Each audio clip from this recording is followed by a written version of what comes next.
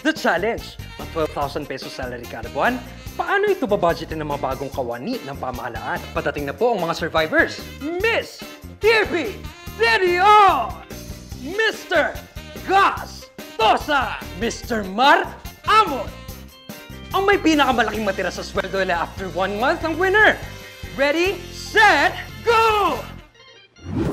Aba si Tipi, sa bangko dumiretso. Siyempre, dapat unahin ang savings. At yung tira, yun yung ibabudget ko.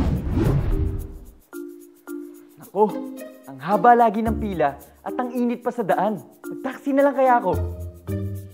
Hindi, mag-jeep ako. Tingnan naman natin si Mar.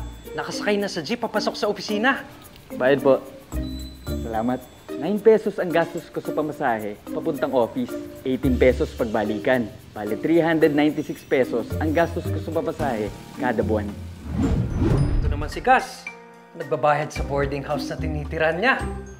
2,550 ang renta ko sa boarding house kada buwan. Meron pa akong 9,450 na mababudget. May pang-gimmick at pang-date pa kami ni Honey. Sa Divisoria ako namimili madalas. Pwede bang tumawad? 50 pesos na lang. Sige. Etong blouse, 50 pesos lang, pero bongga na!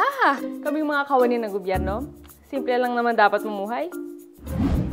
Kung kakain ako ng lunch sa Jolly Jeep sa tapat ng office, 1,650 magagastos ko kada buwan. Kung magbabaon naman ako, 1,300 lang gastos ko. Sa Jolly Jeep na lang.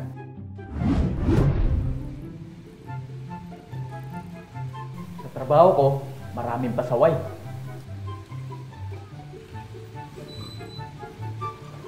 Sir, wala po kayong helmet.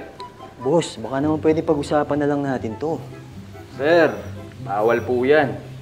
Kahit simpleng kawani lang po ako, nagsisikap po akong maging lingkod bayani. Eh kahit maliit ang sweldo ko, malaki ang dangal ko, sir. Ito na po ang violation ticket nyo, sir. Good day po. Sa 500 pesos ko, nakabili pa ako ng movie tickets. For 2, basta magbabaon na lang kami para hindi na namin kailangan bumili ng popcorn. Katapusan na ng 30-Day Survivor Pilipinas Challenge at patating na po ang mga survivors. Unang dumating si Mar, followed by Tipi. Nasaan na kaya si Gus? Pabili ako ng sapatos. Ang ganda kasi. Kaya naubos yung budget ko. Hindi na raw makakarating si Gus. Naubusan na siya ng pera eh. So, we're down to 2 survivors! Mar, magkano ang natira sa sweldo mo?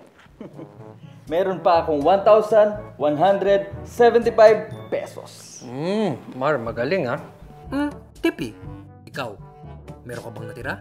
Opo, meron pong 327 pesos. Naku, Tipi, mas maliit ang natira sa'yo. Hindi po. Meron po akong 1,000 pesos na na-deposit sa bangko. Kaya 1,327 pesos ang nasave ko. Oo nga, Tipi! Ikaw ang ultimate Pilipinas Survivor!